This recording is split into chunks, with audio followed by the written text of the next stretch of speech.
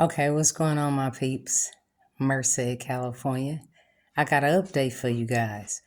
It seems that I stepped in the middle of a Ponzi scheme when it comes to cold well banking. Century 21, the guy Ryan that rented me or leased to me the building, also name comes up when we did some research on select property management. So they are all in cahoots together. And also the lady from the code enforcement, they are all friends. Because I was trying to figure out, why would a guy from Dart come out on a regular routine? And then when we went down to the police department, it seems that they didn't have a record of those officers coming out to my location. So they all came out off the record.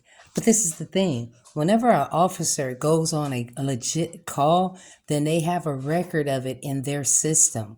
Now, select property management, I don't know why they so persistent, but this lady, every time they send me something, they prove my case. Okay, so this is what it is. They're trying to say that I didn't pull the right permits and I ran the wall down the middle, but yet they're contradicting what they have already ran, because at the end of the day, when they was advertising it for lease, it was saying that it was split into two rooms. So now they're trying to say, since I got in there, I did the two rooms in the bathroom. This is hilarious. And so, and the lady with the code enforcement, when I get to doing some little bit of research and digging, they're all friends. So the lady, okay, the guy Ryan from Coldwell Bankers that leased me the place is friends and have his name tied to Select Property Management, which he sent me a text saying that he don't work for the owner or Select Property Management. And then the cold part about it is, from the day that I told him what I was going to do with that property, from the comedy clubs to the party to the other side, we're going to do placement and everything. I went down to the city and I talked to the city about the food trucks and what I was going to do with the property. And then the lady looked at me hella funny anyway, because she couldn't believe once she put the address in.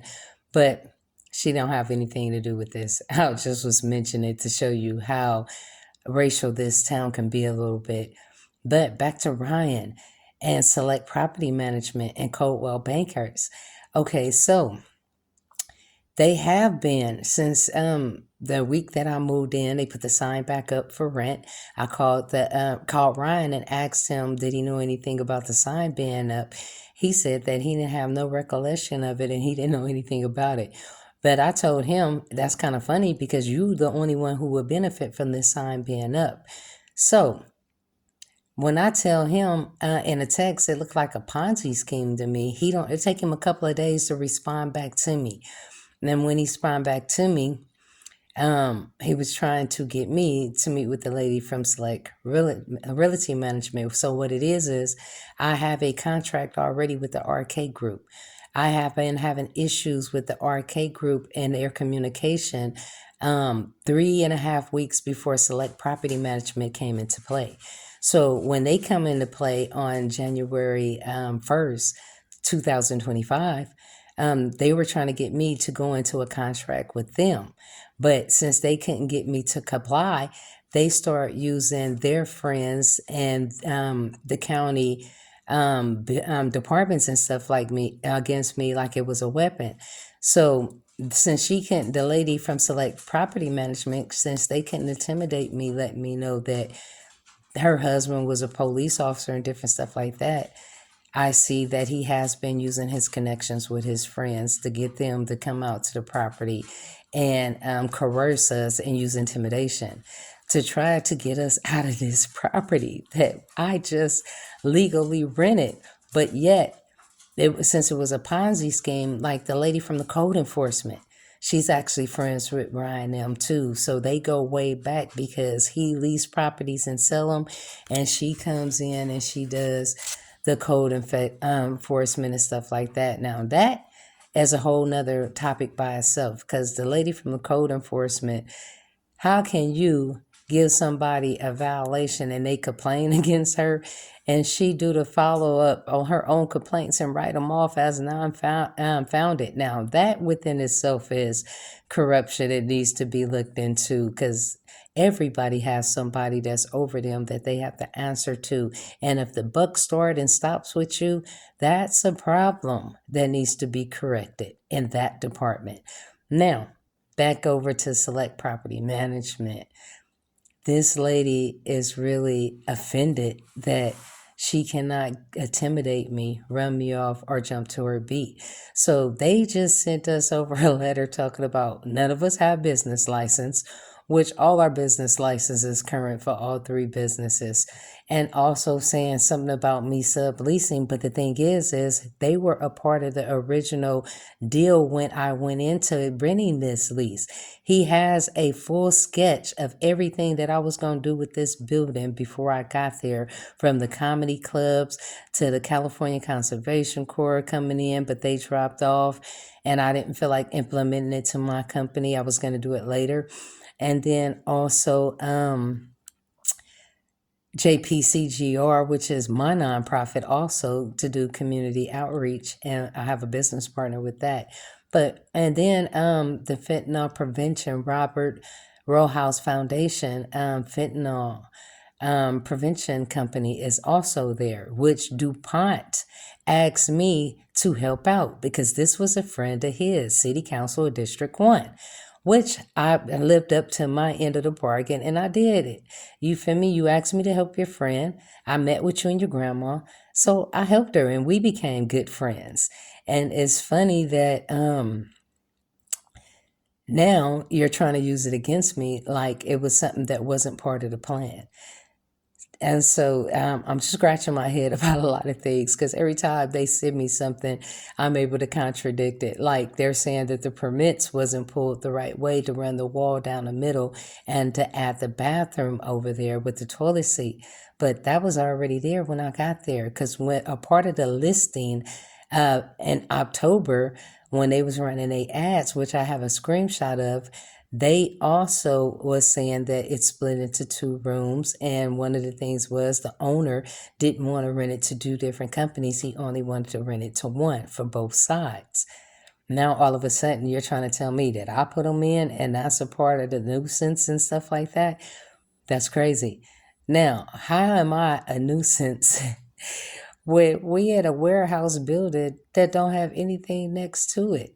You know what I mean? And then you're trying to say that we had people in there dwelling as is a residential, and you're trying to cite me for being residential. When it comes to 24-hour security, I can have anybody watching that building that I want, due to the homeless crisis that they used to have over there in that building, from it being vacant for the last 8 years and being an eyesore to the community. Everybody tell me that I keep that property up pretty good. So in the paper they sent me, they also said that the building was in very bad kept shape. Now, this building has been an eyesore for the last 8 years. Everybody in the community and everybody in Merced knows this. Since I got there, this building has been kept up very nicely, from the yard being cut in the front and the back and the side that's not even mine. The building has been painted on the inside and out. This building looks actually good. People come to me and tell me thank you for doing something with that building, because it was an eyesore.